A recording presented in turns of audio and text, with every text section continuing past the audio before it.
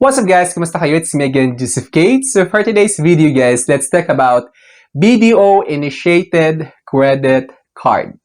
So pag sinabing BDO-initiated credit card guys, meaning may kusang dumating na credit card sa bahay ninyo kahit hindi naman kayo nag-apply. Or may na-receive yung text message na sinasabi na kayo ay approved for a BDO credit card based on the consent provided doon sa bank nung nag-open kayo ng savings account. Pag-uusapan natin guys kung ano nga ba yung dapat nyong gawin kapag naka-receive kayo ng credit card from BDO nang hindi naman kayo nag-apply. At the same time, paano yung i-activate? Kung gusto nyo rin talaga yung credit card na yun, paano nyo i-activate? Kasi hindi nyo magagamit yun kapag hindi siya activated. Kaya naman pag-uusapan natin kung paano yung mga bagay na yon or kung ano yung dapat nyo gawin kung ayaw mo yung credit card na yon. Ano yung next step para makat yun. Kasi kahit hindi mo i-activate yon, magcha-charge kayo or magkakaroon kayo ng future bill doon since ito ay may annual fee. Pero bago yun, nais muna kitang imbitahan na mag-subscribe sa YouTube channel ko kung bago ka pa lang kasi marami pa akong i-share ng mga tutorials, knowledge, and experience of mine in the future. Kaya naman huwag niyo kalimutan mag-subscribe para updated kayo lagi sa mga vlogs na i-upload ko. Yun lang po at sobrang maraming salamat po. So as you can see guys here, BDO Unibank does initiate or automatically approve credit cards for existing clients based on consent provided during account opening.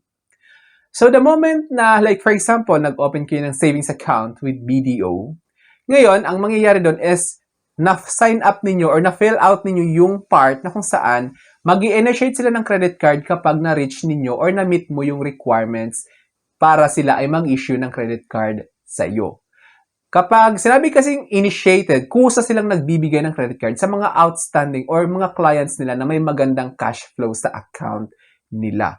Mayroon kayong savings at saka may transactions, hindi nakatingga lang yung pera ninyo. Parang yung papasok ng pera, lalabas, papasok, lalabas. So, ibig sabihin, nadedetect ni bangko na ikaw ay may stable source of funds. Kaya naman sila ay mag-i-issue ng credit card.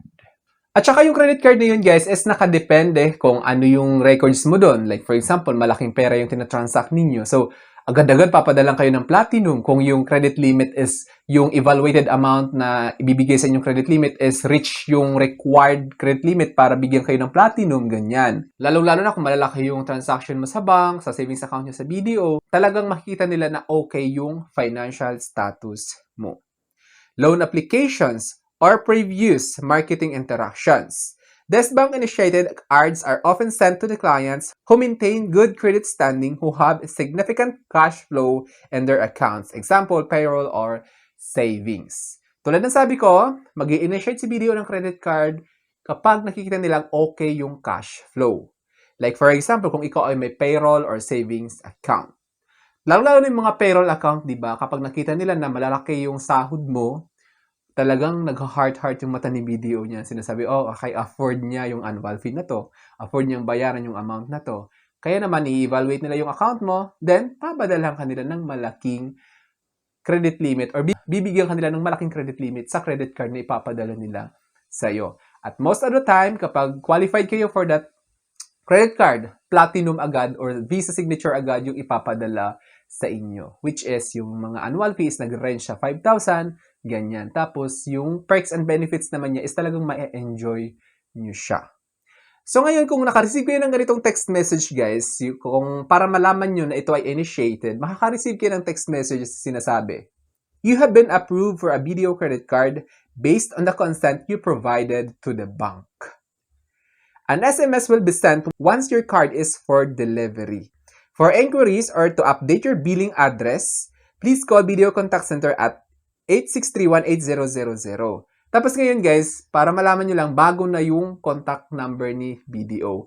4 na 8, 4 na 0 na siya. Itong 8631-8000, dati pa ito. Tapos binago na nila ngayon. 4 na 8, 4 na 0 na yung BDO Contact Center nila. For your protection, please do not share your account details and OTP to anyone. Thank you. So himay-himayin natin yung text message na to. You have been approved for a BDO credit card based on the consent you provided to the bank.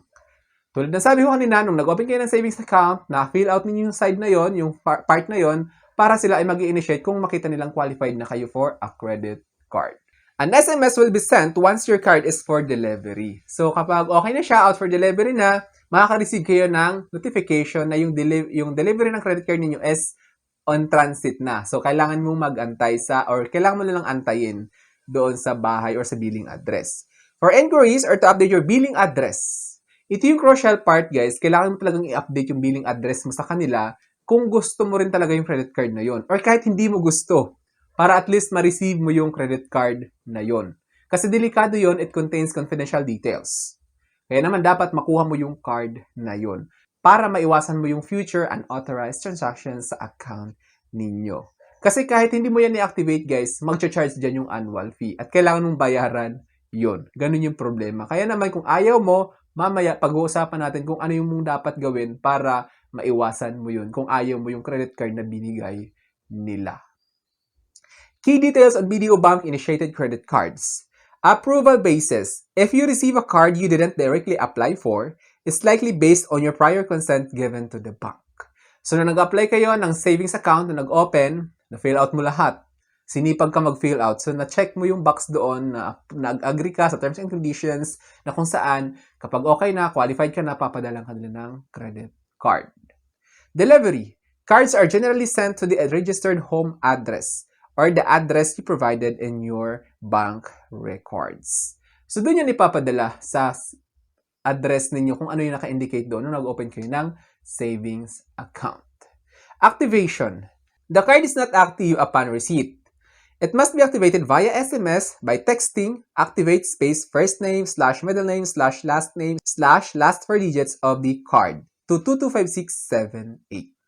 So, ito yung, ngayon guys, kung paano i-activate yung BDO Credit Card Initiated, yung dumating na credit card sa bahay ninyo. Para ma-activate siya, kailangan mong i-text ito sa 22567. Activate big letters, ito yung format, space, first name, then / middle name. Then last name, then / ulit, last 4 digits of the card. So, makikita mo naman yan, guys, kasi andun yan sa harap ng, di ba may credit card? Alam mo naman siguro yung credit card. Yung last 4 digits dun, di ba may 16 digits credit card number? So, yung last 4 digits dun, yun yung itatype dito sa last 4 digits of the card. Then, send mo siya sa 225678. Safety warning. Be cautious of text messages with links claiming to be BDO, as these are often scams. So, make sure lang, guys, kapag naka-receive kayo ng text message from BDO kasi nahahack yung nila domain name kumbaga. Kapag may link, wag na wag mong i-click yun dahil never mag-send si BDO ng link para i-click. What to do if unwanted? So ito na guys, yung gusto nyong malaman kung ayaw mo ng credit card na yon, ano yung dapat mong gawin para maiwasan mo yung future charges.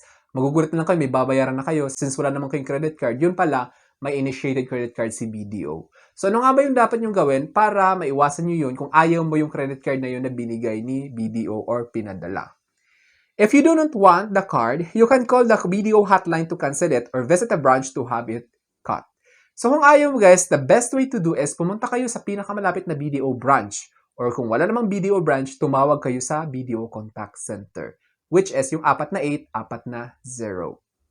If you did not apply for a card, you can verify its legitimacy by calling the BDO Contact Center at 02-8888-0000. So, dito lahat yun guys. Kung nakareceive kayo ng text message na ganon, tapos kung ayaw mo yung credit card na yon, dito kayo tatawag sa 02-8888-0000 to inform them na may dumating na credit card, ayaw mo ng credit card, gusto mong ipakat. So, ipakat mo kaagad. Yun nga lang guys, it's a good idea siguro na sayang naman kasi for me, no? Credit card kasi yan, so bank trusted you. So kung ako sa'yo, kunin mo na lang, then you should just spend wisely. Do not spend beyond your means. Just keep it below your means para hindi kayo namumroblema sa utang in the future. So I think that's all for now. Sana may na-share ako. Don't forget to subscribe for more videos. It's me again, Joseph Kate, that says, we don't have cash because we go for cashless transactions. Bye-bye!